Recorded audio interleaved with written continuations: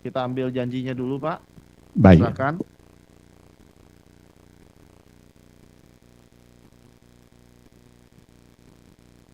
Tangan kiri di atas Alkitab, Pak. Tangan kanan membentuk huruf V. Protestan, Pak ya? Protestan. Ya, di bawah telinga. Baik. Pada hakikatnya Bapak yang berjanji, saya hanya mengucapkan janjinya saja. Bapak ikuti ya ucapan Baik, janjinya ya. Baik.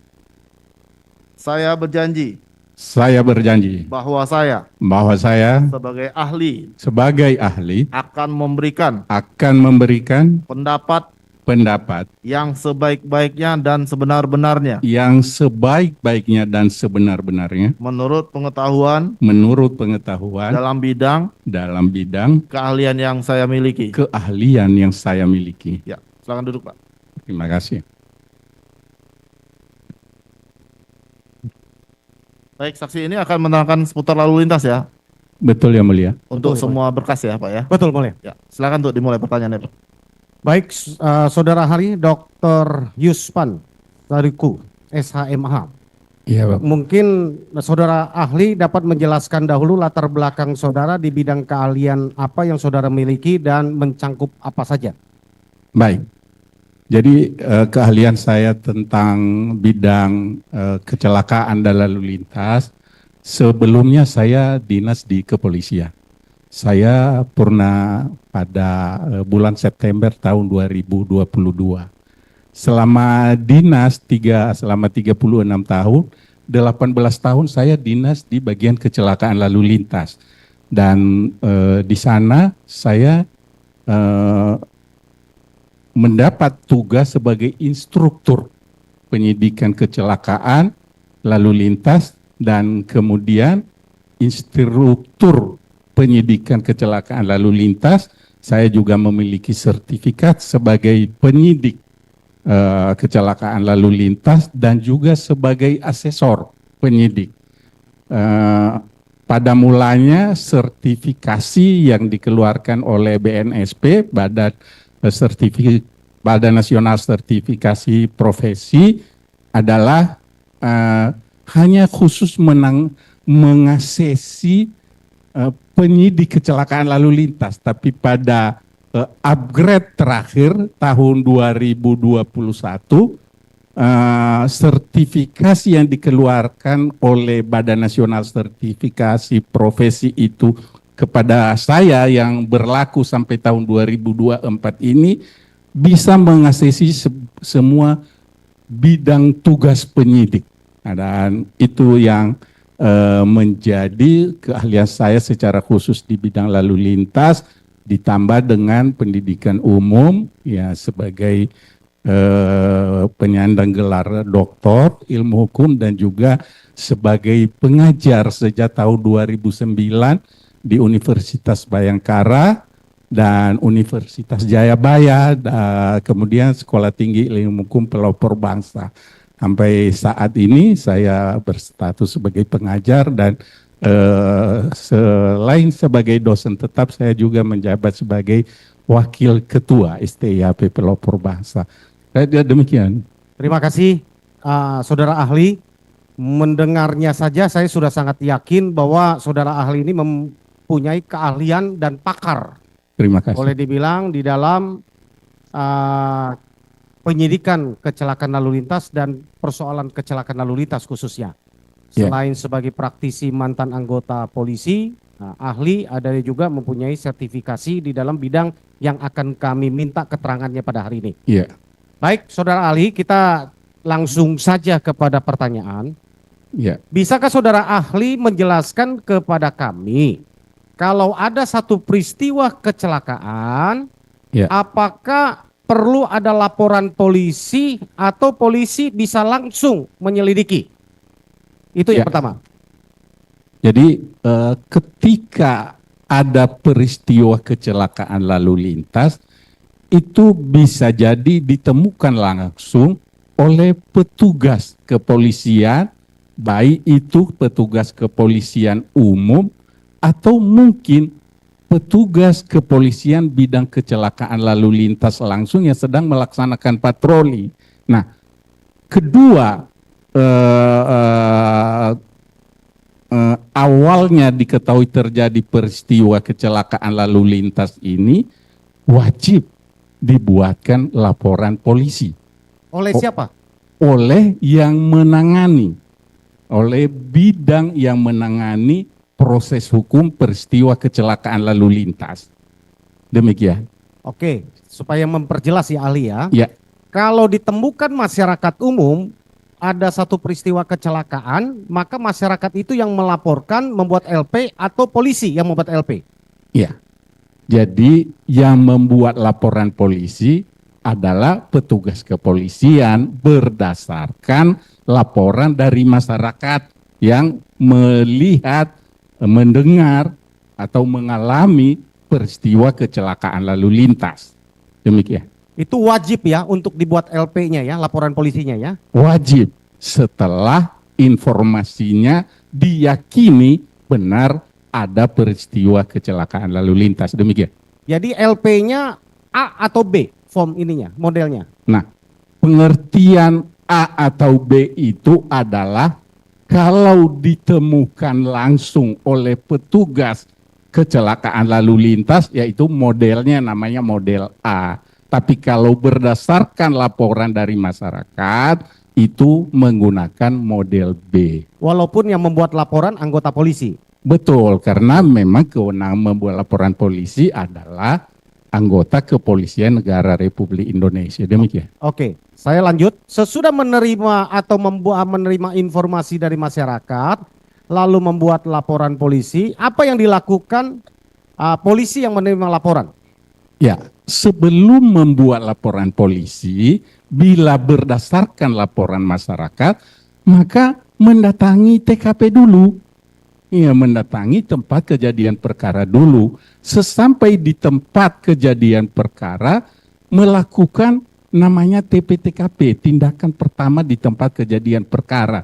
Itu tugasnya adalah mengamankan tempat kejadian perkara supaya tidak berubah dari keadaan sebenarnya setelah posisi akhir terjadi peristiwa kecelakaan lalu lintas tersebut. Nah, bila ini didatangi atau ditemui pertama oleh polisi umumnya bukan bidang menangani proses kecelakaan lalu lintas itu, tugasnya hanya sebatas TPTKP tadi, mengamankan. Untuk olah TKP ditunggu petugas yang memang membidangi proses hukum terhadap peristiwa kecelakaan lalu lintas tersebut.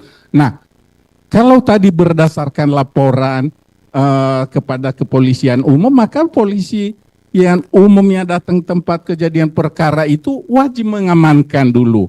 Nah, pengertian mengamankan ini hal yang prioritas adalah memeriksa apakah ada korban yang masih perlu bantuan untuk perawatan supaya tidak mengalami kondisi yang lebih fatal, maka dia bisa memfoto dulu posisinya, menandai ya posisinya, baru memindahkan dan membawa korban tersebut ke tempat rumah sakit terdekat. Tetapi kalau tidak ada yang darurat perlu pertolongan segera, ya, korban yang ada di tempat kejadian, maka harus menunggu petugas khusus yang membidangi proses hukum kecelakaan lalu lintas tersebut. Nah, baru nanti mereka lah yang melakukan olah TKP, yang dalam olah TKP itu membuat sketsa tentang posisi, ya, posisi akhir, posisi sebelumnya, posisi saat terjadi benturan, dan posisi terakhir. Itu harus jelas dalam sketsa TKP.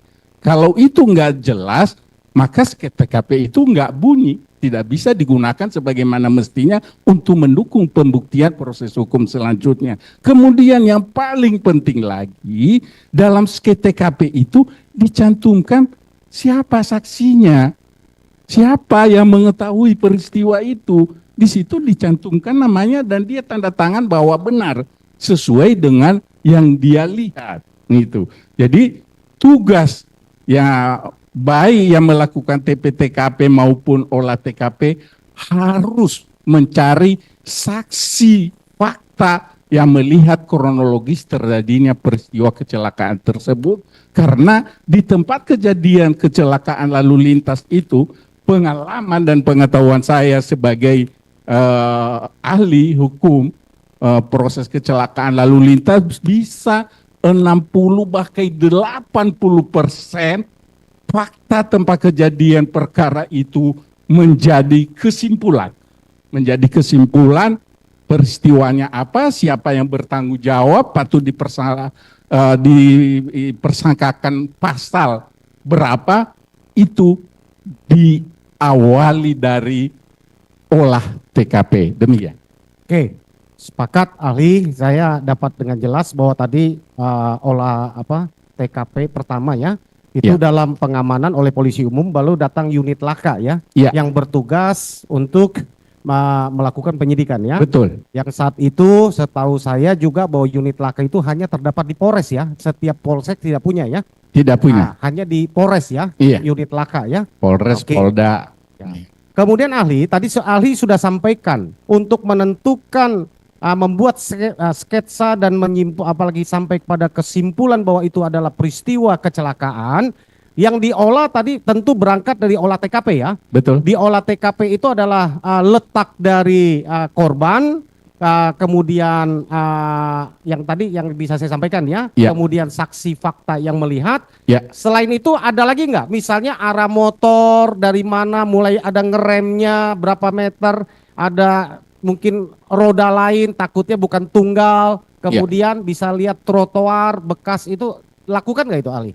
Betul. Jadi seperti saya bilang tadi, dalam sket TKP itu adalah menjelaskan posisi sesaat sebelum terjadi kecelakaan lalu lintas, saat terjadi benturan atau key point kalau istilah hukumnya di penyidik, dan posisi akhir. Ya, posisi akhir baik kendaraan maupun korban atau benda-benda lain yang terlibat berkontribusi ya atau berdampak pada peristiwa kecelakaan lalu lintas tersebut. Nah, mengenai tadi ya kecepatannya berapa, bekas-bekas benturan itu digunakan nanti sebagai penguatan pembuktian untuk memenuhi unsur pasal yang dipersangkakan kepada yang menjadi penyebab terjadinya kecelakaan lalu lintas tersebut. Demikian. Ahli, saya ingin berumpama. Ini terjadi bukan di Indonesia, di negara lain. Ya. Kalau ada satu, maksud saya di Indonesia tapi daerah lain ya, karena hukumnya hukum kita ya. Maksud saya ada kecelakaan nih, ya, ada kecelakaan di satu tempat, ada korban, ada motor, ada korban yang satu mati atau meninggal di tempat, ada satu lagi yang merintih meminta pertolongan, ya. Lalu di tubuhnya misalnya ditemukan ada bekas luka tusuk, berdarah, baik si korban yang satu maupun korban yang kedua. Lalu di sekeliling di sekitar jalan menuju ke lokasi itu ada batu berserakan seperti sehabis tawuran. Ya.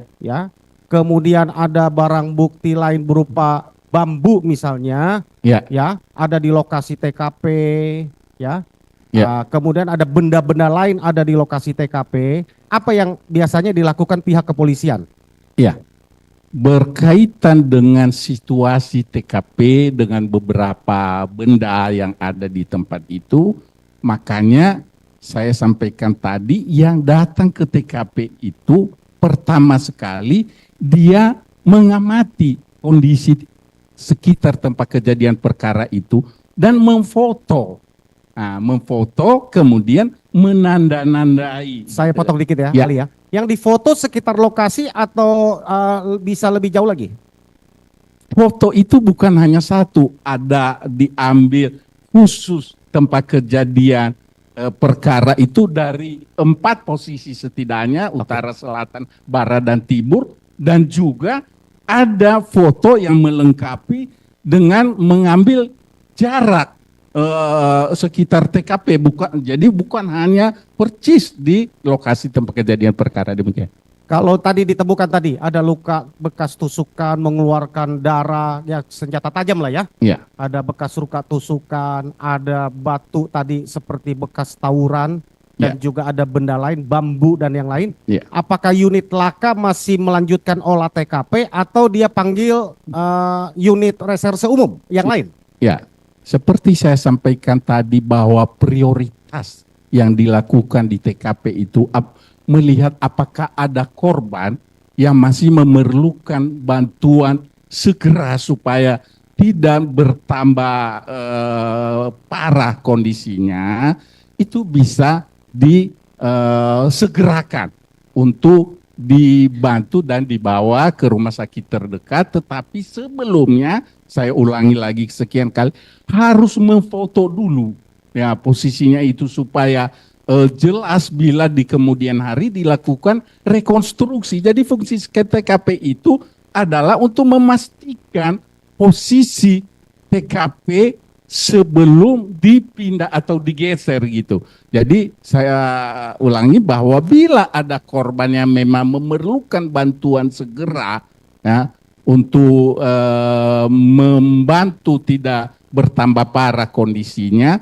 yaitu bisa dibantu di foto dulu, terus ditandai, ya baru bisa dibawa langsung ke rumah sakit terdekat. Maksud saya begini Ali, ya. Tadi kan kalau polisi masyarakat melapor ke Polsek misalnya, polisi umum, datang TKP, mengamankan tindakan pertama pengamanan tempat kejadian perkara. Yang diamankan adalah TKP tidak berubah, kemudian yang memerlukan pertolongan untuk diselamatkan nyawa, sesudah difoto didokumentasikan. Ya, lalu kalau TKP-nya itu di Laka Langkas baru dikoordinasikan ke unit Laka. Datang nih unit Laka menemukan kondisi bahwa korban yang meninggal itu ada bekas tusukan, di sekelilingnya ada bekas bambu katakan yang tajam yang bisa buat nusuk, ada batu yang berserakan. Apakah unit Laka itu masih melanjutkan investigasinya atau dia wajib untuk koordinasi dengan reserse umum? Ya, saya sampaikan tadi bahwa prioritas tindakan yang datang lebih dulu di TKP adalah menolong korban tidak bertambah parah kondisinya. Jadi koordinasi tetap melaporkan dengan melihat ada tusukan ya, kondisi TKP ada bambu sehingga diduga itu tindak pidana umum bukan peristiwa kecelakaan lalu lintas. Maka dia tetap melaporkan ke Serse dan untuk penanganan segera. Namun dia dapat ya, karena saya katakan tadi prioritas utama adalah menolong korban yang masih memerlukan bantuan segera gitu. Demikian. Jadi kalau ada kondisi TKP yang ada selain tanda-tanda kecelakaan tunggal, maka wajib dilibatkan reserse umum ya kalau ada dugaan pembunuhan misalnya ya. Betul. Nah, kalau ada dugaan. Nggak mungkin hanya unit reserse unit Laka ya. Iya. Tidak mungkin ya? Tidak mungkin, tapi sebelum itu harus dipastikan dulu bahwa peristiwa itu bukan kecelakaan lalu lintas, ada tuh bekas tusukan tadi dan diperkuat dengan saksi. Ya bisa aja tusukan itu ya karena dia merosot, ada benda tajam di situ, bambu atau kayu, ya dia tertusuk gitu kan. Jadi dengan bekas tusukan tadi yang dilihat ada bekas tusukan, diperkuat dengan menanyakan ada tadi yang melihat di sekitar ini gitu kan. Jadi harus ada saksi yang menunjukkan bahwa dia ditusuk. Jadi jelas tindak pidana umum, segera laporkan bidang reserse. Demikian. Artinya tadi saya pertegas bahwa unit Laka pasti akan berkoordinasi dengan reserse umum ya, karena ada kecurigaan begitu ya. Apalagi ada bekas batu dan apa segala macam ya. Sesudah diolah TKP apa yang dilanjutkan untuk menentukan bahwa itu kecelakaan atau itu katakan bukan kecelakaan? Iya, pertama setelah datang ke TKP melakukan olah TKP kembali ke kantor, membuat laporan polisi dan melakukan gelar perkara, gitu kan. Harus ada gelar ya? Harus ada gelar perkara untuk menganatomi, kalau istilah hukum, menganatomi peristiwa kecelakaan ini dan dugaan tindak pidana apa yang terjadi, kejadiannya seperti apa, untuk dapat memutuskan bahwa ini adalah tindak pidana, pertanggungjawaban hukumnya bisa dipersangkakan kepada pelaku adalah dalam Undang-Undang nomor berapa, tahun berapa, pasal berapa, bunyinya seperti apa, ya bisa menjadi dasar untuk melakukan hal itu. Oke, jadi untuk menyimpulkan bahwa itu adalah kecelakaan atau bukan kecelakaan dari satu peristiwa tadi yang disampaikan sudah kita runut tadi, Ya. harus lewat gelar perkara ya. Betul. Peserta gelar perkaranya siapa saja untuk kasus laka, Ali? Iya. Gelar ini bisa dilakukan berkali-kali dan pesertanya sesuai dengan kebutuhan gitu. Jadi saya ulangi, bisa dilakukan berkali-kali dan dilakukan sesuai dengan kebutuhan. Apa yang akan disimpulkan maka disesuaikan peserta gelarnya. Kalau hanya dalam menentukan peristiwanya benar tindak pidana pembunuhan umpamanya atau penganiayaan dan ada fakta-fakta yang mendukung itu, ya maka bisa hanya dilakukan oleh tim saja dan kan ada struktur di komando itu kan. Kalau di Polres ada Polres, Wakapolres, Kasat gitu, ada Kanit gitu kan. Nah, kalau kondisi bukti-bukti yang sudah ada tadi sudah hampir lengkap, maka bisa dilakukan oleh hanya unit saja karena yakin dengan fakta-fakta yang ada ini bisa menentukan bahwa ini tindak pidana, yang bertanggung jawab siapa umpamanya atau masih dalam pencarian gitu. Ya bisa dilakukan hanya unit, bisa juga kalau memang masih banyak fakta yang belum bisa menyimpulkan tentang anatomi dari peristiwa dugaan tindak pidana yang terjadi tadi, maka bisa tingkat kasat, jajaran kasat. Jadi jajaran kasat itu ada beberapa unit gitu kan. Nah bisa juga sampai mengundang dari fungsi lain, ya dari Propam, dari Inspektorat gitu kan, dari Wasidi gitu. Jadi lagi-lagi saya ulangi bahwa gelar perkara bisa dilakukan berkali-kali sesuai dengan kebutuhan. Tetapi saya tekankan bahwa dari awal tadi harus dilakukan gelar perkara untuk menetapkan satu peristiwa berikut penerapan pasal yang tepat dengan fakta-fakta yang sudah ada. Demikian. Oke, terima kasih ahli. Saya mau bertanya, ini penting. Ya. Kalau belum ditentukan ini kecelakaan atau katakan tindak pidana pembunuhan diduga atau lain, ada jenazah nih di mana, di rumah sakit ya, di rumah sakit ya. Iya. Nah, karena dibawa ke rumah sakit korban kan, Iya. ada jenazah. Diizinkan nggak untuk dimakamkan kalau belum ada kejelasan status bahwa ini adalah kecelakaan atau karena tindak pidana di luar kecelakaan? Iya, secara prosedur hukum, apalagi kematian yang mau dimakamkan itu adalah kematian tidak wajar gitu ya, sehingga patut diduga adanya peristiwa tindak pidana. Nah, dalam peristiwa tindak pidana ini ada dua pihak yang paling berkepentingan dalam hal ini, hukum atau negara dan juga keluarga dari korban atau yang meninggal itu. Jadi secara ketentuan normatif tidak boleh langsung dimakamkan sebelum ada kejelasan dulu penyebab kematian ini apa, sehingga bisa nanti dilakukan proses dan menuntut tanggung jawab yang memang menjadi penyebab dari peristiwa kematian itu. Demikian. Kalau nyatanya jenazah diizinkan dibawa pulang, ya, dengan kesimpulan katanya itu adalah kecelakaan, ya, lalu pagi-paginya, kan ini peristiwa, katakan ada satu peristiwa terjadi jam 10 malam, Ya, ya.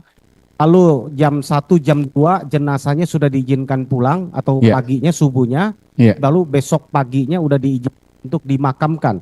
Ya. Apakah ahli kebiasaan di kepenyidikan bahwa itu sudah pasti ada kesimpulan bahwa itu terang peristiwa itu adalah kecelakaan? ya.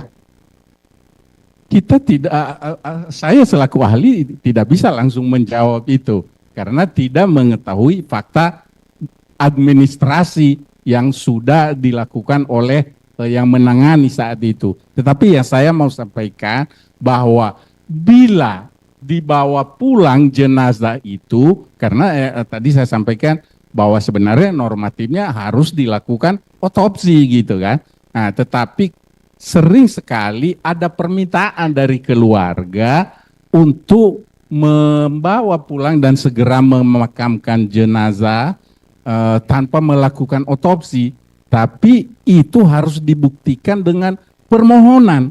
Ada permohonan tertulis gitu, ditujukan kepada penyidik gitu, dan penyidik lah nanti yang berkomunikasi kepada rumah sakit bahwa sudah bisa dibawa pulang dengan alasan ini. Kalau tidak ada permohonan dan tidak ada persetujuan dari penyidik yang menangani itu, rumah sakit tidak boleh mengeluarkan. Oke. Jadi dasar rumah sakit mengeluarkan jenazah pasti ada persetujuan dari kepolisian ya? Betul, yang menangani Yang menangani perkara awal Iya. ya. Lalu sesudah dibawa pulang besoknya dimakamkan. Hari pertama, hari kedua, hari ketiga, hari keempat semua masih berjalan pada kesimpulan bahwa itu kecelakaan, tidak ada penyidikan, tidak ada tindak lanjut dari kepolisian untuk mengembangkan peristiwa itu, dan peristiwa itu sudah dianggap satu peristiwa kecelakaan murni. Ya. Lalu tiba-tiba 4 hari kemudian ada, berdasarkan informasi, ada anggota polisi yang bukan unit yang berkewenang ya, mengamankan, tapi bukan kesaksian ahli. Saya hanya menyertakan kronologis. Ada satu peristiwa ya, bukan ini yang kita umpamakan tadi ya, melakukan penangkapan, investigasi, lalu berdasarkan keterangan menyimpulkan bahwa itu bukan kecelakaan. Peristiwa yang udah 4 hari lalu yang sudah dimakamkan tadi gitu kan. Tiba-tiba 4 hari kemudian ada polisi yang membuat laporan polisi mengatakan bahwa itu bukan kecelakaan tapi itu pembunuhan. Ya. Menurut ahli bagaimana secara administratif? Ya. Karena informasi awal dan penanganan awal hingga sudah diterbitkan laporan polisi, maka yang sejalan dengan kelanjutan dari laporan polisi itu ada penyelidikan, gitu kan? Ada penyelidikan. Penyelidikan yang harus dilakukan oleh yang menangani peristiwa tersebut adalah dimulai dulu secara administrasi, ada surat perintah penyelidikan gitu kan. Apa yang dilakukan adalah yang utama mencari saksi-saksi dan mengamati barang bukti, ya bisa tadi kendaraan, terus tanda-tanda di TKP, ya terus luka dari korban-korban untuk memastikan bahwa peristiwa tersebut adalah peristiwa kecelakaan lalu lintas yang kemudian ditingkatkan ke penyidikan, bersamaan dikeluarkan surat perintah penyidikan, dan selanjutnya peristiwa itu ditangani untuk memenuhi unsur dari pasal yang diduga dilanggar pada peristiwa tersebut, dan bila ada informasi seperti yang disampaikan tadi bahwa ada polisi yang mendapatkan informasi dan membuat laporan polisi bahwa sesuai dengan informasi dan fakta, yang harusnya ada fakta ya, lain bukan hanya informasi katanya gitu kan. Ya, harus ada fakta bahwa peristiwa itu bukan kecelakaan lalu lintas tapi adalah tindak pidana pembunuhan, maka laporan polisi yang sedang diproses oleh penyidik kecelakaan lalu lintas tadi harus bisa mempertanggungjawabkan bahwa ada kebenaran informasi baru tersebut. Peristiwanya bukan kecelakaan, tetapi adalah pembunuhan. Nah, namun bila penyidik kecelakaan lalu lintas telah melakukan tugasnya sebagaimana mestinya, saya sampaikan tadi, mereka datang ke TKP menanyakan saksi, ya apalagi sebenarnya masih ada saksi di TKP itu, tapi ternyata di dalam prosesnya tidak ada. Ya, ada apa ini? Apakah tidak ditanya siapa saksi yang melihat saat itu, atau ya diabaikan? Ya, kalau diabaikan faktornya apa? Kita kan tidak tahu. Yang saya maksud bahwa petugas penyidik kecelakaan lalu lintas datang di TKP itu selain untuk memahami kondisi TKP juga mencari saksi yang mengetahui kronologis peristiwa tersebut. Demikian. Itu idealnya ya, ahli ya. Ya. Itu idealnya, saya sepakat ya, karena kami juga biasa menangani perkara seperti begitu ya. Ya. Tapi kalau ada, sudah dinyatakan 4 hari kecelakaan sudah dimakamkan, LP-nya sudah ditangani oleh Polres yang lain ya. Tiba-tiba ada kepolisian Polres yang lain, bukan Polres awal yang menangani kecelakaan. Ya. Tiba-tiba ada LP di sana tanpa koordinasi berdasarkan informasi, lalu mengadakan penangkapan dan di situ saya rasa keanehan-keanehan itu terjadi dalam sekian jam tanpa didahului penyelidikan, langsung LP tanpa penyelidikan langsung tetapkan tersangka, naik penyidikan terus gelar, nggak tanpa ada gelar terus menetapkan tersangka terus bergulir. Ya. Jadi menurut ahli secara administratif penyidikan ada di Polres A sudah berkesimpulan itu kecelakaan. Sudah dimakamkan 4 hari. Di Polres B 4 hari kemudian baru masuk laporan polisi tanpa ada saksi, tanpa ada barang bukti lain yang memadai ya, seperti yang tadi saya tanyakan, di lokasi tidak ada batu, tidak ada apa, tapi si laporan B ini yang di Polres B yang terbaru mengatakan ada kejar-kejaran, timpuk-timpukan, batu berserakan di jalan. Secara itu kan sudah tidak nyambung sebenarnya kan. Nah, terus berjalan nih secara administratif penyidikan menurut ahli. Ya, apa yang harus dilakukan Polres B yang menerima laporan tindak pidana lain selain kecelakaan tadi? Ya, jadi begini, penyidik itu independen. Dia tidak boleh dipengaruhi oleh situasi, tekanan atau pengaruh dari pihak lain. Ya, contohnya dengan informasi tadi ada polisi yang menemukan informasi, baru informasi ya, belum didukung fakta-fakta, terus membuat laporan polisi, terus sana proses, jadi otomatis yang penyidik kecelakaan tadi langsung dihentikan begitu saja, tidak bisa. Saya katakan penyidik itu independen. Ya, jangankan yang lain, pimpinannya saja tidak berwenang untuk mempengaruhi, ya, menekan, ya, memerintah merubah. Tetapi dia harus melakukan tugasnya secara berani, secara tegas, bahwa fakta-fakta yang dia dapat harus dia bisa pertanggungjawabkan. Jadi tidak berhenti begitu saja tanpa kejelasan laporan polisi dan hal-hal yang sudah dilakukan tadi.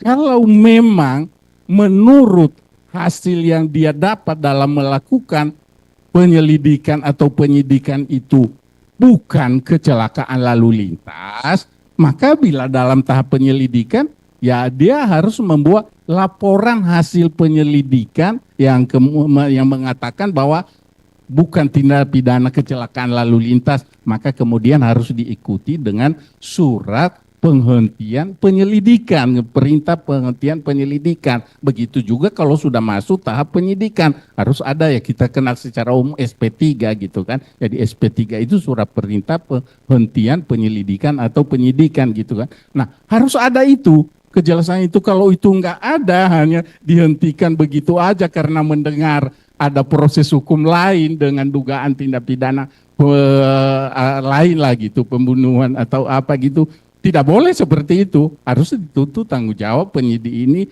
untuk menjelaskan kenapa dia menghentikan tugas penyelidikan atau penyidikan yang dia buat. Dan itu secara tertulis, administrasi yang Bapak tanya tadi kan, ya harus ada itu. Kalau itu tidak ada, berarti ya bisa dituntut tanggung jawab yang menangani ini. Kenapa? Ada apa? Gitu dan seterusnya. Oke, ini memang aneh ya, tanpa ada bukti awal, hanya berdasarkan keterangan, karena saat itu yang ada hanya visum dari rumah sakit Gunung Jati. Ada satu rumah sakit, saya mohon maaf, ada satu rumah sakit ya. Sedangkan autopsi itu dilakukan baru 6 hari kemudian sesudah penangkapan. Ya, ditangkap tanggal 31 Agustus, otopsi itu tanggal 6 September. Jadi kira-kira 6 hari kemudian lah. Jadi boleh dibilang saat dilakukan penangkapan itu at least hanya berdasarkan keterangan dari saksi. Tidak ada barang bukti lain. Ya, dia berani melakukan. Ya, tadi ahli sudah sampaikan itu sangat melanggar ya. Kita mau sampaikan, yang saya mau sampaikan sesuai dengan keahlian ahli adalah kalau itu berproses, laporan yang sedang berproses sebagai kecelakaan tunggal itu yang sudah kesimpulan awal itu sampai hari ini belum pernah ditutup. Apakah sampai hari ini masih terbuka? Masih terbuka karena belum ada penghentian dari penyelidikan atau penyidikan yang dilakukan terhadap dugaan perkara dalam laporan polisi tersebut. Jadi masih terbuka karena belum ada penghentian. Dan penghentian itu ada penetapannya yang ditandai oleh pimpinan, kepala satuannya, Kasat Lantas gitu, atau Kapolresnya gitu, dan diberikan kepada keluarga korban. Nah, diberikan kepada keluarga korban sebagai pemberitahuan bahwa penyelidikan atau penyidikan sudah dihentikan dengan alasan apa, fakta-fakta yang ditemukan oleh penyidik. Oke, terima kasih ahli. Kami sudah paham ya bahwa satu peristiwa sudah dinyatakan kecelakaan tunggal, 4 hari kemudian dinyatakan pembunuhan tanpa melihat hasil penyidikan awal, biar nanti yang masyarakat lah yang menilai ini ya, dan juga yang mulia ya dalam fakta persidangan yang ini ya. Yang kita ingin sampaikan kepada ahli adalah bahwa peristiwa LP tentang atau proses tentang penyelidikan kecelakaan itu masih terbuka ya sekarang ya. Artinya kan belum ada kesimpulan, karena ada kesimpulannya lain kan. Oh, itu pembunuhan kan, untuk lakanya masih terbuka berarti. Masih terbuka. Oke, terima kasih, cukup dari yang saya mulia. Ada yang mau tambahkan? Baik, saya melanjutkan. Tadi dikatakan oleh saksi bahwa diadakan oleh ahli, diadakan olah TKP. Kesimpulan olah TKP itu biasanya tadi ahli menyatakan 80% sudah bisa disimpulkan berdasarkan olah TKP tersebut. Nah, oleh karena itu kemudian mungkin saya tidak tahu karena pihak keluarga tidak juga menyebutkan bahwa esoknya kemudian jenazah itu diserahkan kepada keluarga. Artinya sudah ada persetujuan penyidik di sini bahwa ini boleh dibawa. Kan gitu. Nah, yang saya ingin tanyakan adalah kalau ini disimpulkan sebagai kecelakaan, karena udah boleh dibawa pulang dan sudah dikuburkan, berarti udah selesai dong. Selesai kan?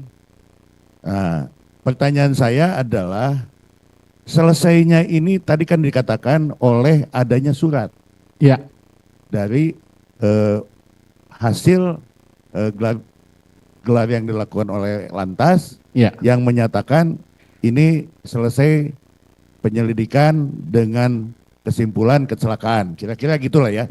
Saya tidak tahu suratnya seperti ini. Nah, yang ingin saya tanyakan adalah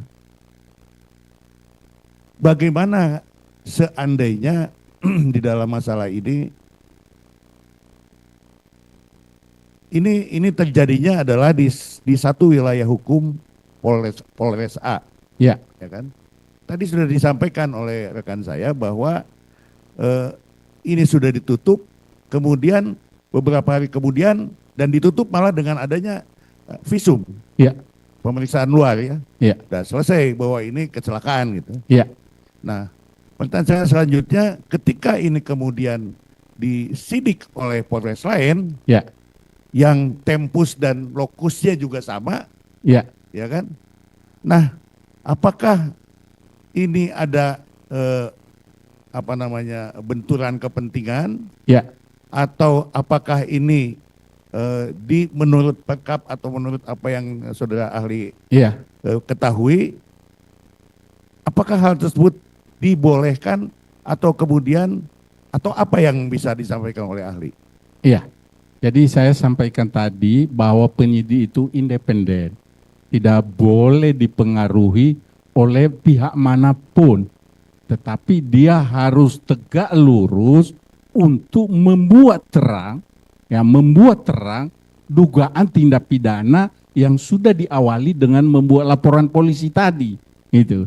Jadi kalau yang meninggal itu dibawa pulang, harus sudah mendapat dulu fungsi pendukung pembuktian terhadap si jenazah itu. Nah, itu makanya tadi saya sampaikan prosedurnya harus ada permohonan dengan alasan apa dari keluarga. Maka nanti penyidik menjawab secara aturan hukum harus dilakukan otopsi ya atau bedah mayat gitu untuk membuktikan dugaan tindak pidana yang diduga terjadi sebagai penyebab terjadinya meninggalnya seseorang tersebut. Nah, kalau keluarga tetap memaksakan, biasanya alasan keluarga ya kami ingin keluarga kami cepat ada ketenangan rohnya di sana gitu. Itu yang sering kami alami, alasan-alasan keluarga.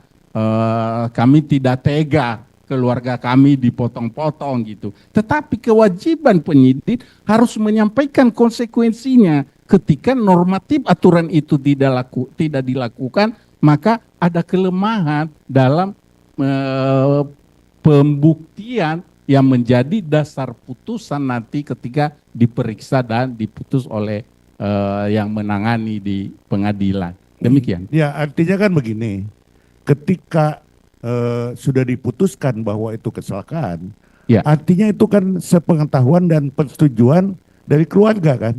Betul. Nggak mungkin sepihak penyidik akan melakukan itu kan? Tidak boleh. Nah, di dalam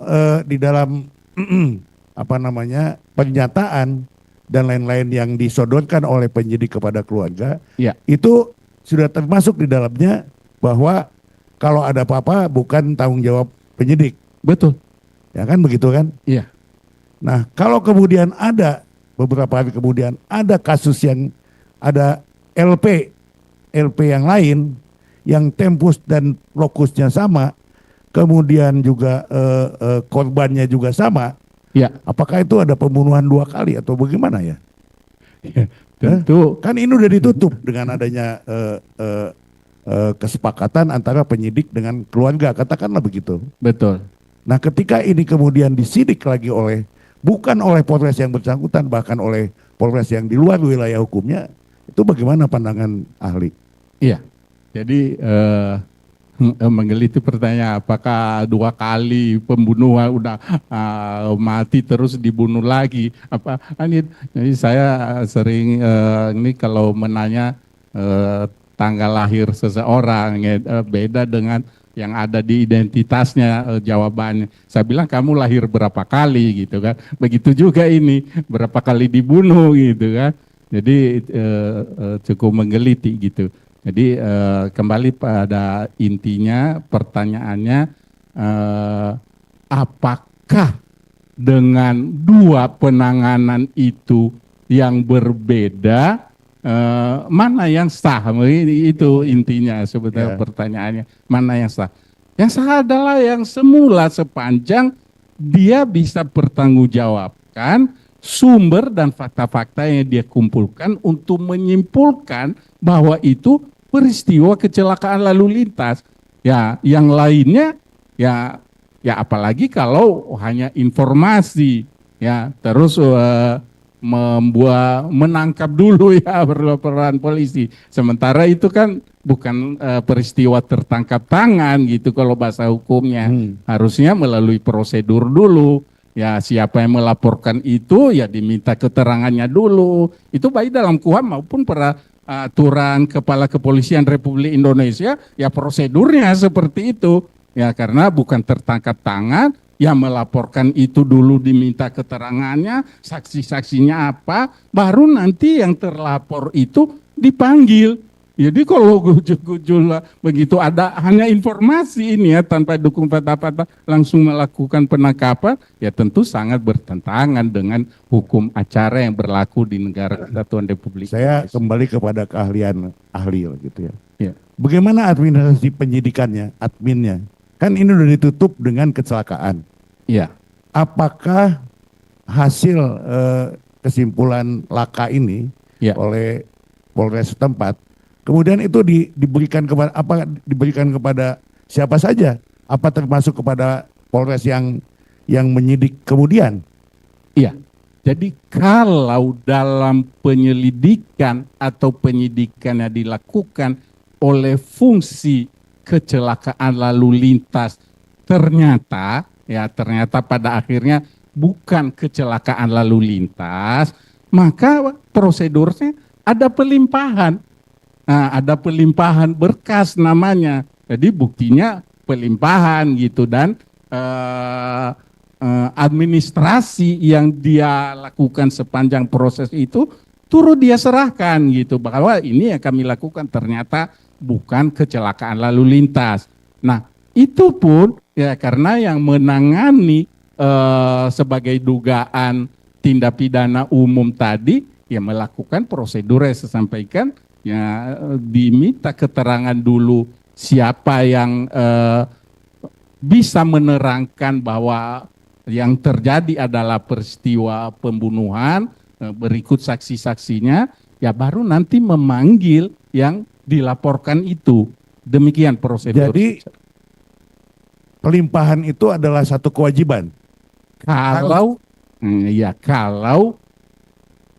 peristiwa itu ternyata bukan peristiwa kecelakaan lalu lintas. Ya ini bukan kecelakaan. Kemudian yang lalu lintas kemudian jadi pembunuhan gitu loh. Iya, kalau dia menemukan fakta-fakta itu seperti itu, maka wajib dia limpahkan ke bagian yang berwenang menangani dugaan peristiwa tersebut. Demikian. Ya terima kasih. Karena in kasu di kasus di berkas yang kamu terima nggak ada itu pelimpahan itu. Iya. Ada yang mau nambahkan? Silakan Pak. Oke. Terima kasih ahli. Iya.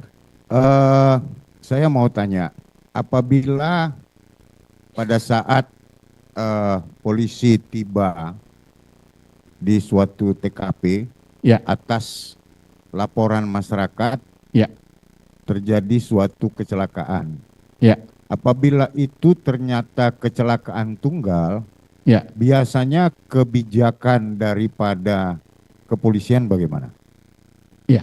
Kalau itu kecelakaan tunggal dan memang yang menyebabkan kecelakaan itu misalnya dia hanya sendiri, ya maka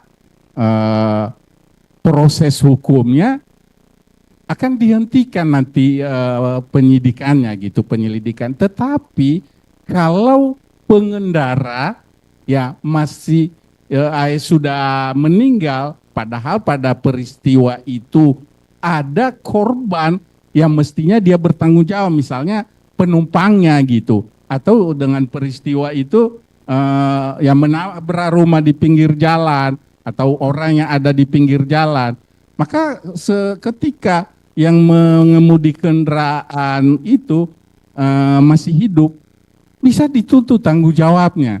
Jadi saya pertegas bahwa tanggung jawab pengendara yang menyebabkan kecelakaan lalu lintas itu jangankan terhadap dampak di luar kendaraannya. Bila ada penumpangnya saja, walaupun itu keluarganya sekalipun, ya kita kenal ya cukup sempat viral ya Saiful Jamil ya itu ya istrinya penumpang. Ada lagi kejadian di Solo itu penumpangnya anaknya meninggal, ya bapaknya diproses tanggung jawab hukumnya karena di dalam hukum ya orang per orang bertanggung jawab, bukan karena hubungan keluarga. Apalagi kalau penumpangnya itu orang lain dan dia masih hidup, maka dituntut tanggung jawab pidananya sesuai dengan proses hukum yang berlaku. Demikian.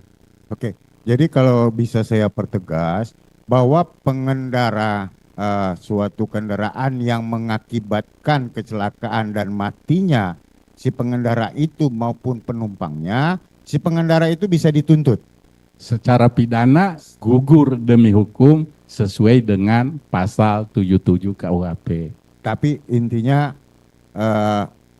ada tindakan pidana yang dilakukan oleh si pengendara motor tadi. Walaupun gugur, karena kematiannya kan gugur. Ya. Tapi apakah tindakan dia menimbulkan kecelakaan itu bisa dipidana? Ya kalau mati jelas gugur. Nah, tetapi bicara apakah sebenarnya ada tanggung jawab hukum pidananya gitu kan. Ya itu tadi sebenarnya ada berdasarkan fakta-fakta yang bisa dibuktikan bahwa memang ada kelalaian dia gitu kan. Ya bisa juga itu kan penyebab kecelakaan ini bisa faktor kendaraan, bisa faktor jalan, ya bisa juga faktor manusia atau faktor alam gitu ya. Ya kalau faktor alam itu ya tidak bisa dituntut tanggung jawab. Tetapi kalau ada faktor kelalaian pengemudi itu, ya maka bisa dituntut tanggung jawab pidananya sesuai dengan proses aturan hukum yang berlaku. Demikian. Oke, sepengalaman ahli, Ya. berapa persen tingkat kecelakaan yang timbul akibat ini tadi faktor manusianya? Ya.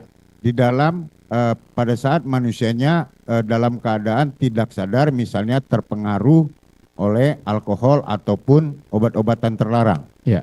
Berapa banyak berdasarkan pengalaman selama ini kejadian yang diakibatkan oleh mabok ataupun terpengaruh obat terlarang? Iya, kalau bicara secara pasti ya itu harus melalui data statistik, tetapi secara gambaran umum dengan lamanya saya berdinas di bidang penanganan kecelakaan lalu lintas selama 18 tahun, ya mungkin bisa diperkirakan penyebab terjadinya kecelakaan lalu lintas akibat dikemudikan orang yang dipengaruhi oleh obat-obat terlarang atau minuman terlarang sekitar 5%. Ya, tapi sekitar akibatnya 5%. Selalu fatal tidak menurut pengalaman ahli? Lebih banyak akibatnya yang fatal karena dia tidak bisa berkonsentrasi sebagaimana mestinya untuk menguasai dan mengemudikan kendaraannya. Jadi pada umumnya fatal sekali ada peristiwa yang disebabkan oleh pengemudi dipengaruhi oleh obat-obat terlarang atau minuman keras. Jadi kemungkinan kecelakaannya tidak terlalu banyak, tetapi akibatnya selalu fatal. Selalu fatal. Terima kasih. Nah, pengalaman tentunya ahli berpengalaman di dalam penanganan laka lantas. Ya. Dan tentunya ahli banyak berhubungan dengan barang-barang bukti yang ada di lokasi TKP. Ya. Masuk misalnya apabila pengendara motor, ahli tentunya bisa melihat dari keadaan helm. Ya. Si pengemudi, ahli bisa tahu bahwa helm itu adalah akibat kecelakaan atau bukan. Ya. Apakah ahli bersedia untuk kami tunjukkan helm melalui izin yang mulia bahwa benar tidak helm dalam keadaan begini itu akibat kecelakaan? Izin yang mulia, boleh kami?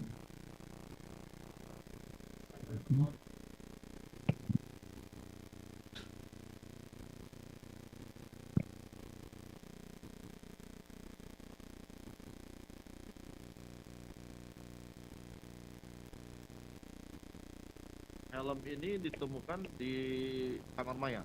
Helm ini ditemukan di kamar jenazah RSUD Gunung Jati Ya, di sekitar 1 jam setelah ditemukannya adanya korban di flyover Talun. ya. Nah, kalau menurut pengetahuan ahli, ini helm akibat kecelakaan atau bukan nih? Oke, kerusakannya. Dilihat dari kerusakannya, tidak bisa langsung disimpulkan sepenuhnya bahwa ini akibat dari peristiwa kecelakaan. Tetapi untuk membuktikan atau memastikan ini disebabkan kecelakaan lalu lintas, kerusakannya harus dikonfirmasi dengan keterangan-keterangan saksi, ya, terus berbenturan dengan apa, ya, lebih memastikan lagi ada pembuktian forensiknya itu. Oke. Ya, Jadi 4 orang saksi yang sudah diperiksa di muka persidangan, ya, mereka melihat bahwa helm ini ada di TKP kecelakaan. Bagaimana menurut pendapat ahli?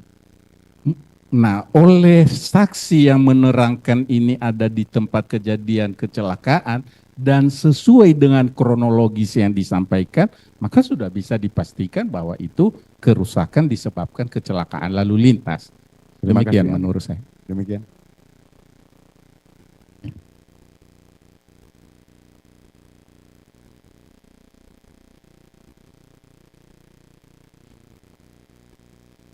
Demikian dari saya yang mulia. Mungkin ada rekan lain. Terima kasih yang mulia. Ahli, saya ingin fokus ke kapasitas penyidik laka lantas. Menurut pengalaman ahli yang sudah berpengalaman sekitar 18 tahun, apakah setiap penyidik laka lantas dibekali pengetahuan untuk membedakan ini laka lantas atau ada indikasi tindak pidana lain pada saat dia melihat korban? Pada dasarnya kewajiban institusi untuk membekali personilnya keahlian di bidang yang dijalankan oleh masing-masing. Begitu juga di penyidik kecelakaan lalu lintas. Berbagai upaya institusi melakukan pembekalan pengetahuan untuk menangani peristiwa kecelakaan lalu lintas itu secara profesional, proporsional, dan prosedural. Ya, namun tidak menutup kemungkinan masih belum merata mendapat kesempatan pembekalan itu, atau ya juga sudah mendapat pembekalan melalui ada namanya pendidikan kejuruan, ada proses pelatihan. Tapi kadang-kadang kan ada orang juga yang memang daya serapnya kurang atau kurang serius gitu ya. Nah, bisa jadi seperti itu, Pak. Tapi paling tidak setiap penyidik pada awalnya bisa mengidentifikasi identifikasi awal ya. Ya. Apakah korban itu korban kecelakaan atau korban tidak pidana lain? Iya, Bisa tentu punya kemampuan itu. harus memiliki kemampuan itu. Harus. Salah satu yang diharuskan penyidik itu bisa menjalankan tugas sebagai penyidik, ya kalau sekarang ini ada peraturan pemerintah kan, dia harus sarjana gitu kan, harus sarjana dan memiliki sertifikasi sebagai penyidik gitu kan. Nah, setidak-tidaknya di timnya itu ada salah satu yang memiliki sertifikasi sebagai penyidik tindak pidana kecelakaan lalu lintas. Demikian. Terima kasih. Kemudian yang kedua nih, tadi dijelaskan oleh ahli bahwa yang membuat LP di laka lantas itu adalah siapa yang menanganinya. Iya. Betul. Kalau seandainya di LP itu disebut dalam LP itu hanya disebutkan laporan di dalam laporan itu hanya laka lantas, tidak ada tindak pidana lain, itu artinya apa? Ya, artinya di format laporan polisi kecelakaan itu ada kolom yang mencantumkan kesimpulan sementara. Ya, jadi kesimpulan sementara berdasarkan fakta-fakta yang didapat oleh penerima laporan, diduga peristiwa kecelakaan lalu lintas seperti itu.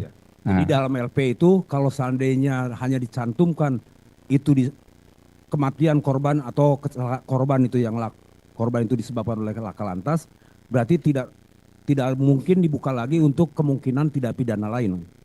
Ya, sementara sesuai dengan laporan, fakta-fakta yang ada adalah peristiwa kecelakaan lalu lintas, ya kemungkinan ada penyebab lain atau tindak pidana lain ya tentu nanti berkembang dengan hasil penyelidikan dan penyidikan yang didapat oleh penyidik. Kalau secara administratif nih, administratif penyidikan, akhir dari proses penyelidikan di laka lantas itu apa? Seperti apa? Ya, akhirnya adalah pertanggungjawaban hasil temuan dari peristiwa yang ditangani tentang dugaan tindak pidana kecelakaan lalu lintas tersebut. Bisa berupa, kalau tidak cukup bukti, ya berupa penghentian penyelidikan atau penyidikan. Tetapi kalau cukup bukti, ya pelimpahan berkas ke jaksa penuntut umum. Ya demikian. Terima kasih. Ini satu yang terakhir. Pada saat proses penyerahan jenazah, ya, apakah di dalam secara administratif dijelaskan dalam bukti surat administrasinya itu penyebab kematian korban pada saat penyerahan jenazah ya, disertai itu dengan administrasi itu?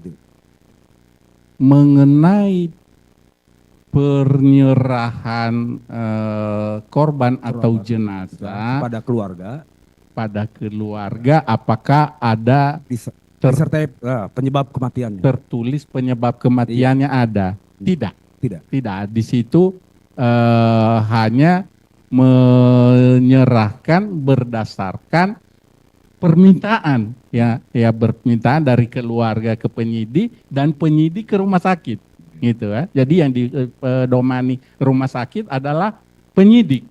Bukan keluarga gitu ya. Jadi dari keluarga ke penyidik, ya penyidik ke rumah sakit. Demikian proses. Tanpa mencantumkan penyebabnya. Tanpa mencantumkan penyebabnya untuk penyerahan tersebut. Terima kasih. Terima kasih ahli. Izin Yang Mulia, kami lanjutkan satu pertanyaan saja. Barangkali ini sangat penting untuk ditanyakan kepada ahli. Sepengetahuan dan sepengalaman ahli, selama berapa tahun di laka lantas, di unit laka lantas? 18 tahun. 18 tahun. Apakah setiap kecelakaan sepeda motor yang menyebabkan kematian pasti atau selalu ditandai dengan kerusakan sepeda motor yang parah? Gitu. Ya. Pertanyaannya, apakah setiap peristiwa kecelakaan lalu lintas yang melibatkan sepeda motor selalu ditandai dengan kerusakan berat? Tidak.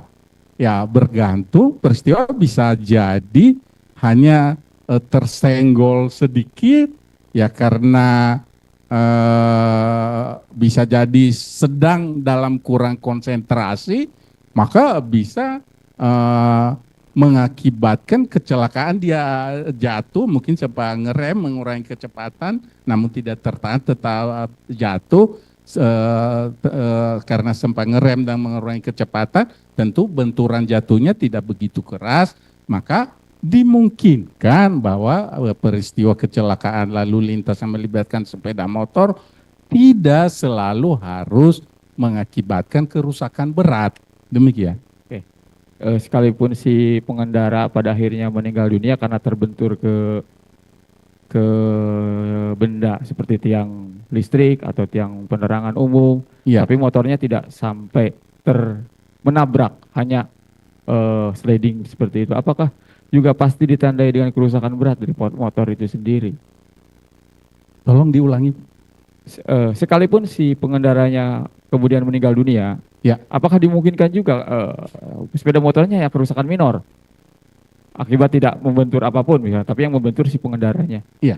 Saya sampaikan tadi bahwa peristiwa kecelakaan lalu lintas yang melibatkan sepeda motor tidak selalu mengalami luka rusak berat, tetapi pengendaranya bisa mengakibatkan meninggal dunia. Itu sangat mungkin ya, seperti tadi saya sampaikan, mungkin dia tidak begitu keras benturannya dan menimbulkan kerusakan berat karena dia mungkin sempat mengurangi kecepatan dan ngerem namun tidak tertahan, dia terlempar, jatuh ke benda keras ya, apalagi kalau bagian-bagiannya fatal, kepala umpamanya, bisa jadi sepeda motornya tidak rusak berat tapi pengemudinya meninggal dunia. Jadi dalam Undang-Undang Nomor 22 Tahun 2009 yang mengendalikan sepeda motor atau kendaraan yang digerakkan oleh mesin dan mekanik itu namanya pengemudi, bukan pengendara. Kalau di Undang-Undang 92 dulu, Undang-Undang Lalu Lintas tahun 92, namanya pengendara. Jadi makanya saya selalu menyebut pengemudi. Jadi semua kendaraan yang digerakkan oleh mekanik atau mesin itu pengemudi namanya. Oke, cukup. Ya. Mohon dicatat Yang Mulia, pertanyaan ini untuk menjawab, karena dalam perkara ini Pak Rudiana tidak mempercayai ini kecelakaan karena motornya kerusakannya minor. Itu saja Yang Mulia. Cukup Yang Mulia.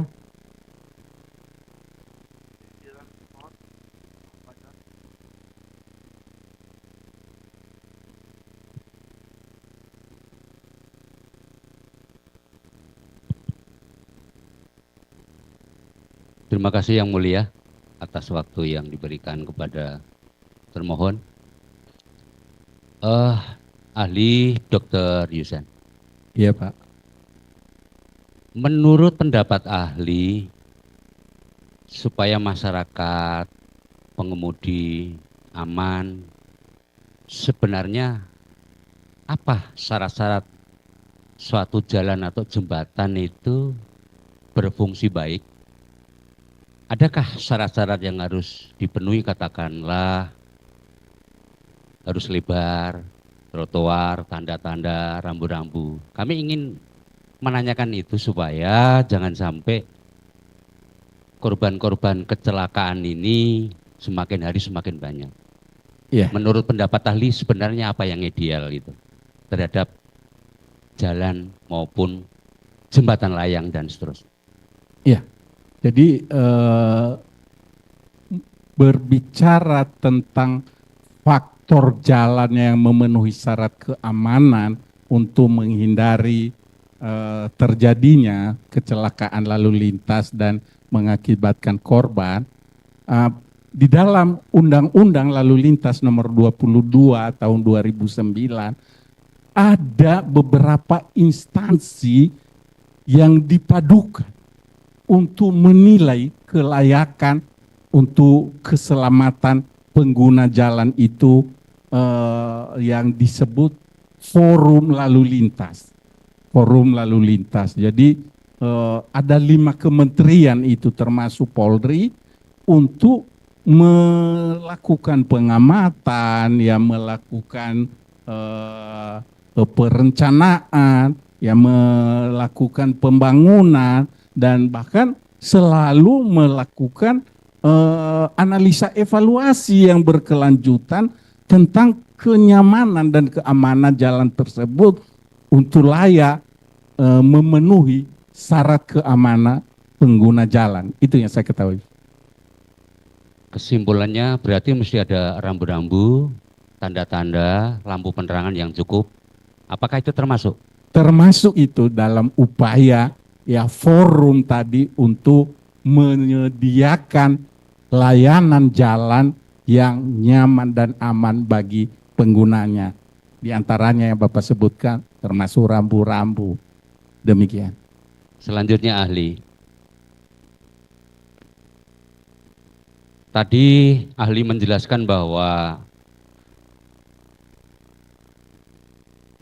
seket TKP itu adalah paling penting, bahkan 80% fakta di lapangan akan menjadi kesimpulan. Ya. Kemudian harus jelas posisi awal akhir, termasuk siapakah saksi-saksi yang melihat, mendengar, mengetahui sendiri. Ya. Di lapangan banyak sekali pengendara di belakang itu ketika terjadi kecelakaan itu kadang-kadang takut untuk membantu. Ya. Saksi juga kemarin dihadirkan hanya sebatas melakukan pemotretan. Ya. Hanya motret helm atau apalah dan lain sebagainya. Tapi dia tidak, mohon maaf, tidak berusaha untuk membantu atau paling tidak korban menolong. Ya. Apa yang menyebabkan hal ini sehingga kadang-kadang masyarakat takut dipersalahkan jika yang bersangkutan nanti menyelamatkan kondisi korban. Apalagi posisi korban ada di tengah, lalu lintas terus bergerak. Ya. Bagaimana masyarakat harus bertindak mengenai hal ini? Sementara, mohon maaf, katakanlah kantor polisi jauh atau memang tidak ada patroli.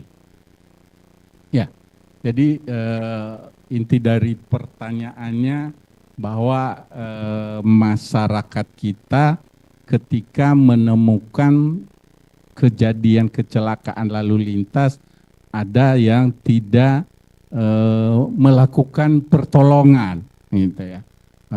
Apa saja penyebab masyarakat bersikap seperti itu pertanyaannya ya Pak ya. Nah, jadi yang pertama dulu kita harus memahami bahwa secara aturan hukum wajib bagi yang melihat orang membutuhkan pertolongan untuk dilakukan pertolongan. Kalau tidak melakukan maka dia diancam hukuman malah kan. Tetapi kenapa budaya masyarakat kita yang Bapak maksud tadi tidak mau menolong tadi ya bisa jadi itu beragam penyebabnya. Ya beragam ya bisa ya memang ya moralitas kemanusiaan kebersamaannya kurang dan bisa juga karena masyarakat kita pada umumnya nggak mau repot gitu ya. Nggak mau repot. Saya pernah ya sedikit cerita karena berkaitan dengan pertanyaan Bapak menangkap penjambret di lampu merah gitu. Nah saya menangkap orangnya berikut barang bukti pisau ya gitu, berikut kalung yang dirampas lagi nganter di lampu merah gitu. Saya serahkan di polsek gitu kan. Nah diterima oleh polsek. Korbannya ini tidak mau jadi saksi korban di polsek gitu kan. Maunya bagaimana supaya kalungnya kembali itu saja gitu kan. Nah akhirnya tidak ada proses pidananya kan ya, polisi nggak mungkin ya, memproses dengan ketidakbersediaan korbannya untuk menjadi saksi korban gitu sehingga ya pelakunya dilepas gitu kan.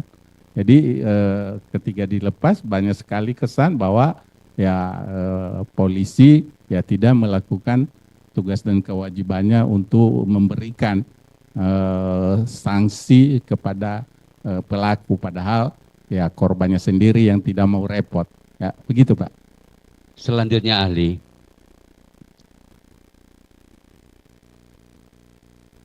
ketika ada dua orang pengendara sepeda motor melintas di jalan.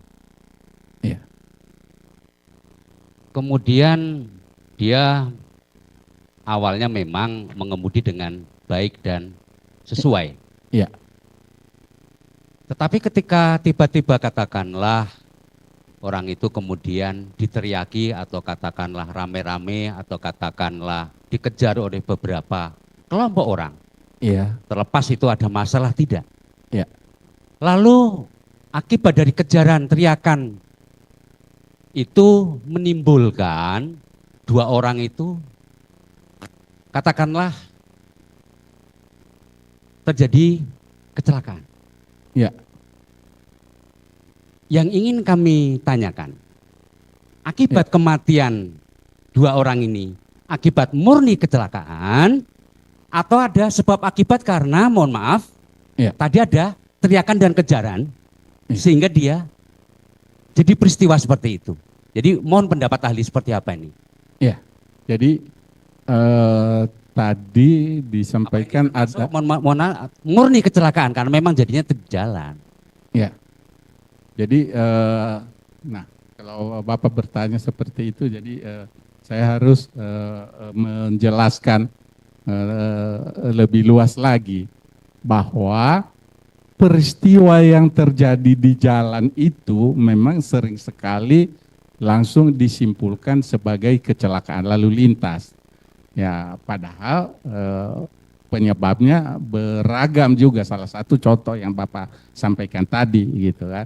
Tetapi yang perlu kita pahami sebagai penegak hukum, ya mohon izin ya Bapak sebagai jaksa kan penegak hukum, gitu kan, harus memahami bahwa penyebab terjadinya kecelakaan itu benar enggak karena teriakan itu, gitu kan, atau tidak karena ya justru ya saya pribadi ini diteriakin orang, dikejar, padahal enggak ada masalah apa-apa, saya malah berhenti gitu, ada apa gitu kan. Bukan ketakutan sampai terjadi kecelakaan lalu lintas, gitu kan. Jadi pertanyaan Bapak tadi, apakah itu dengan contoh seperti itu murni kecelakaan atau ada dugaan tindak pidana lain, gitu kan. Jadi saya tentu tidak bisa menjawab secara ya atau bukan itu, karena untuk menyimpulkan itu tidak cukup dengan hanya cerita yang Bapak sampaikan.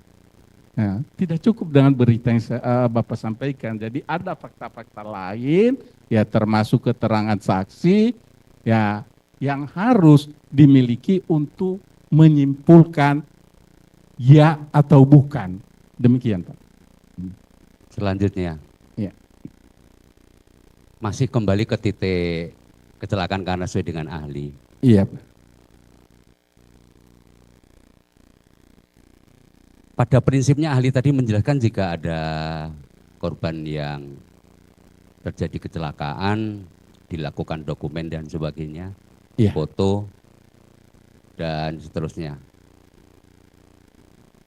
Jika diketemukan fakta di lapangan korban yang satu katakanlah masih bisa hidup, yang satu sudah meninggal, bolehkah masyarakat itu memindahkan yang sudah meninggal atau dua-duanya paling tidak sambil menunggu petugas kepolisian yang sah, atau masyarakat boleh langsung dibawa aja ke rumah sakit? Protapnya, SOP-nya seperti apa? Karena Bapak juga menjadi dosen pengajar di Bayangkara. Iya. Ya, kalau Bapak menanyakan SOP, sementara yang Bapak maksudnya di sini adalah masyarakat awam. Dua-duanya. Gimana Mohon dia maaf, tahu SOP? kalau sekarang masyarakat, mohon maaf kalau dari segi masyarakat bagaimana? Iya, kalau dari segi masyarakat ya itu apa yang terpikir dia untuk kebaikan sebenarnya kan, untuk kebaikan. Kalau memang dia memindahkan atau membawa ke rumah sakit, dia tidak mengerti dampak kelebihan atau kekurangan dalam proses hukumnya nanti. Jadi dia tidak mengerti SOP gitu, Bapak. Iya. Iya, Bapak. Sudah terjawab? Masih belum, tapi masih belum jelas. Yang belum yang mana? Terkait SOP yang untuk lalu lintas. Oh. Kalau tadi kan masyarakat. Oh, iya. Ini kaitannya dengan, mohon maaf, pembelajaran terhadap Bayangkara. Ya.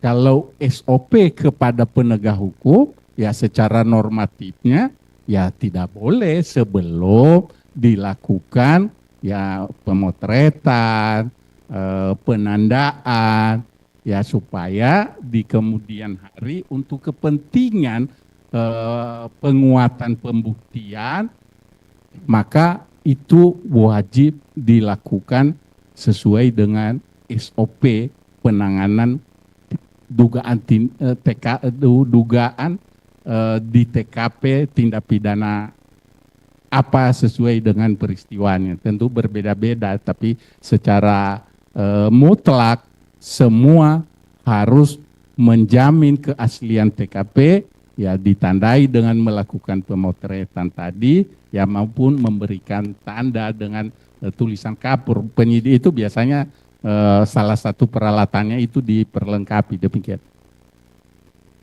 Selanjutnya, karena ahli juga ahli di bidang kecelakaan, namun di sisi lain juga sudah bertugas 38 tahun menjadi di unit 18 tahun. 18 ya. Iya. Yang ingin kami tanyakan,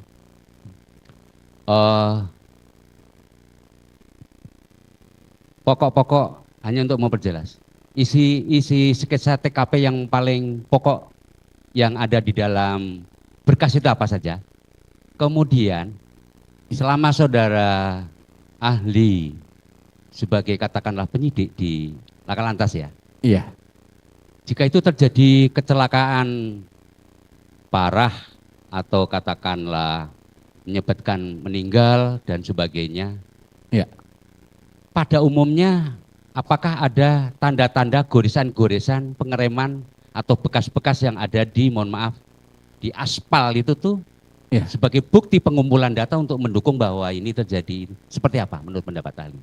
Ya, jadi TKP itu isinya adalah keadaan TKP sesaat setelah peristiwa kecelakaan lalu lintas. Jadi sebelum berubah atau bergeser sedikit pun. Nah, untuk memastikan itu, ya saya ulang kesekian kali tadi, pemotretan dan pemberian tanda gitu kan. Dan itu bisa bernilai, ya saya ulang, itu bisa bernilai kalau ada saksi yang membenarkan sket itu. Kalau tidak ada yang membenarkan sket itu, nggak ada nilainya, hanya katanya.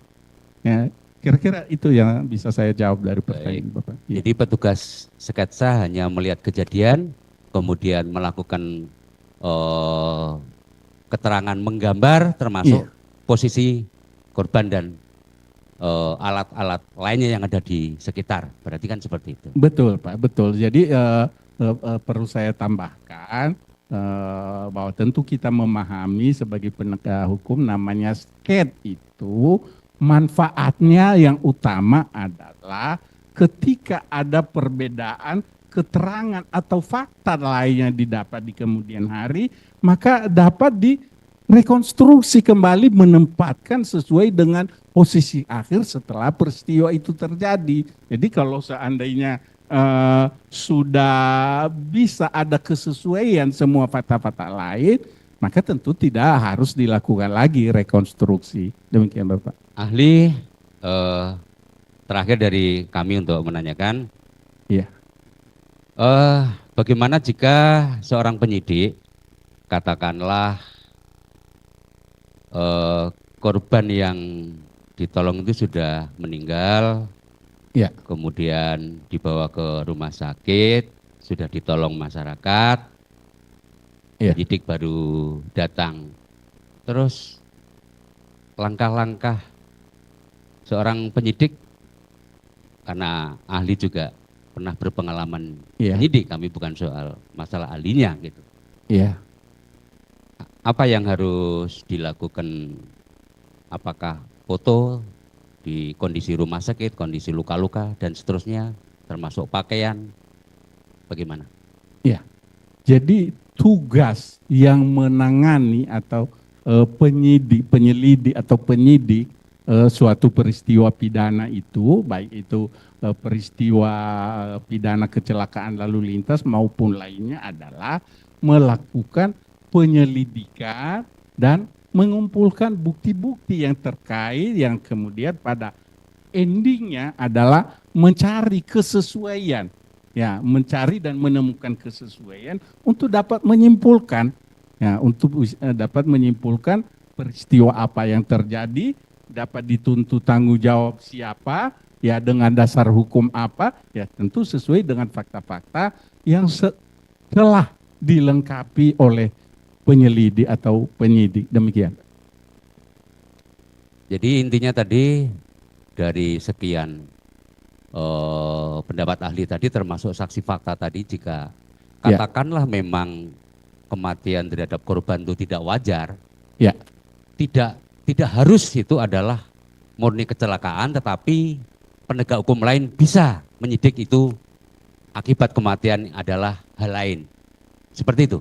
Ya, penyidik bisa melakukan penyelidikan atau penyidikan bila sudah ada dasar-dasar sesuai dengan ketentuan aturan hukum acara pidana yang kita miliki. Itu kalau langsung melakukan penyidikan tanpa melalui ya prosedur dari awal tadi, apakah itu ditemukan langsung atau kalau laporan masyarakat ya itu prosedurnya saya udah jelaskan tadi dan tentu kita paham semua itu. Ya begitu juga kalau menemukan sendiri, ya tahapan yang harus dilakukan sudah ada panduannya sesuai dengan hukum acara kita. Demikian Pak. Oke, hal ini kami lakukan terhadap modus kejahatan itu kan bermacam-macam ahli. Betul. Katakanlah sebetulnya, mohon maaf ya, katakanlah di daerah lain tuh itu adalah kasus pengeroyokan atau katakanlah apa. Ya. Kemudian dengan modus operandi mungkin dia membuat dan lain sebagainya. Ya. Katakanlah mungkin ditaruh di rel kereta atau mungkin dimasukkan ke laut dan sebagainya. Ya. Apakah pernah ahli menangani perkara itu sepanjang menjadi penyidik yang tadinya bukan seperti yang disangka tetapi ternyata faktanya adalah perkara lain? Pernah ahli sebagai penyidik melakukan pemeriksaan seperti ini?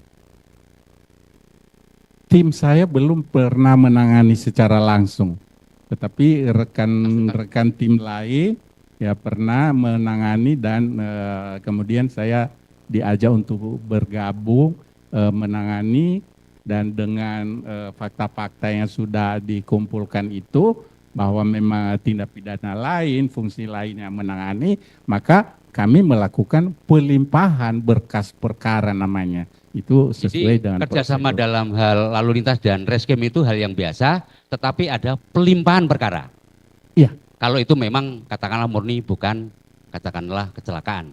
Iya. Baik. Ya sebenarnya kan kita mengenal penyidik kepolisian itu di dalam Kitab Undang-Undang Hukum Acara Pidana adalah penyidik Polri namanya kan, tetapi di dalam pelaksanaan pembagian tugasnya untuk bisa menangani fokus secara spesifik, maka dibagi-bagi fungsi tugas tadi.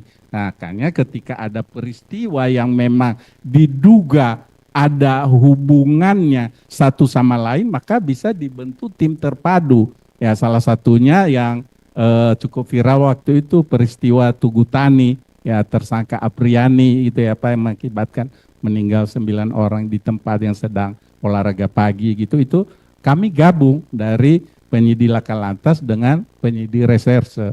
Demikian Pak. Terima kasih ahli, saya rasa cukup jelas. Baik. Terima kasih. Terima kasih. Terima kasih Yang Mulia. Majelis yang mulia, kami sebenarnya selama ini tenggang rasa sama termohon. Tapi dalam pemeriksaan ini jadi pemohon jadi ngambil posisi kami. Kami kan pemohon PK yang luar biasa. Fungsinya termohon ini hanya menanggapi, tidak setuju, keberatan, selesai. Tidak kemudian dia nanya, itu kan posisinya kami. Gitu. Jadi kami mohon kebijaksanaan majelis untuk membatasi lah hal-hal begitu. Ya. Yang kedua ada satu lagi yang saya ingin tanyakan.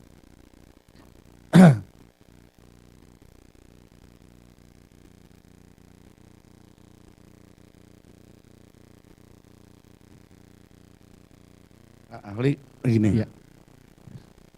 Termohon. Ini ada permohonan visum dari kepolisian tanggal 27 Agustus 2016. Terhadap Vina, pemohonnya adalah lantas. Tetapi di tanggal yang sama, hari yang sama, ini pemohonnya reskrim. Padahal laporan pembunuhan itu tanggal 31 laporannya. Ini gimana, Pak? Ini bagaimana pendapat ahli? Iya, jadi pengajuan visum itu ver et repertum adalah kewenangan bahkan kewajiban ya yang menangani dugaan peristiwa tindak pidana gitu kan. Nah, karena ini awalnya ditangani oleh penyidik kecelakaan lalu lintas, maka dialah ya mengajukan visum et repertum ke rumah sakit yang berwenang mengeluarkan itu. Nah, ketika kemudian oleh Satuan Fungsi Reserse mengatakan mengajukan visum juga pada tanggal justru sebelum tanggal laporannya, nah itu unik alias aneh menurut saya. Oh, belum menangani peristiwa itu sudah mengajukan visum, gimana ceritanya? Saya nggak bisa pahami. Satu peroleh sumber, iya, 27 tapi reskrim.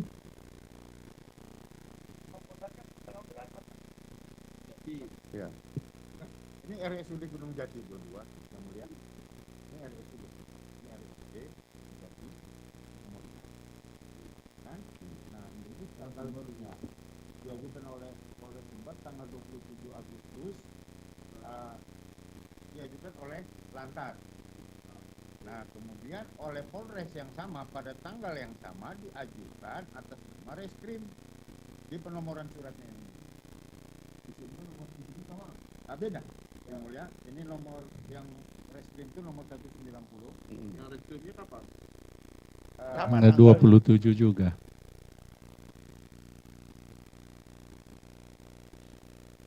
Sumber juga.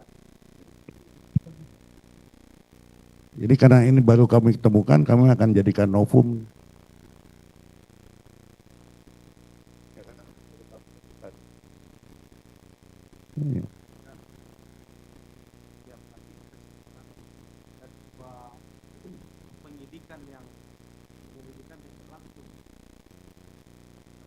Dan tanggalnya berbeda, pemohonnya tanggalnya.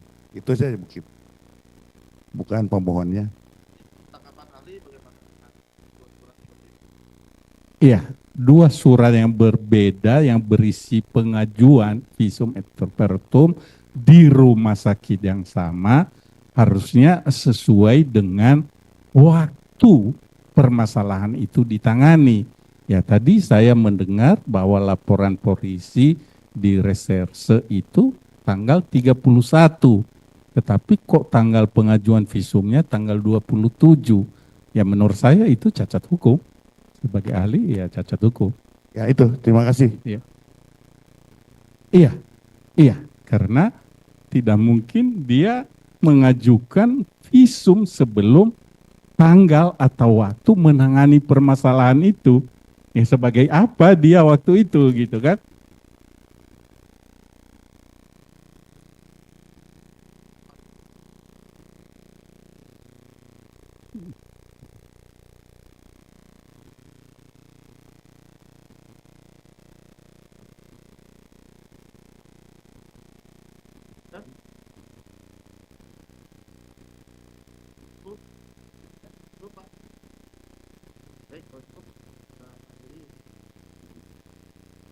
Termohon cukup ya. Para pemohon nggak tahu ya tentang keterangannya. Oke, baik. Ahli mau ada yang disampaikan lagi? Selain yang Bapak terangkan tadi atau memberikan pendapat yang tadi, ada yang mau disampaikan lagi? Cukup? Ya, sedikit saja yang mulia sebagai ahli, sebagai pemerhati hukum, ya kita sudah memahami fakta-fakta proses hukum yang ada ini, yang memiliki kewenangan untuk menyimpulkan, ya memutuskan dengan berbagai pertimbangan fakta-fakta tadi, ya saya berharap banyak kepada majelis hakim yang berwenang atau sejauh mana kewenangannya bisa memberikan keadilan hukum kepada semua pihak. Itu aja yang mulia, terima kasih. Ya, terima kasih Pak atas kehadirannya.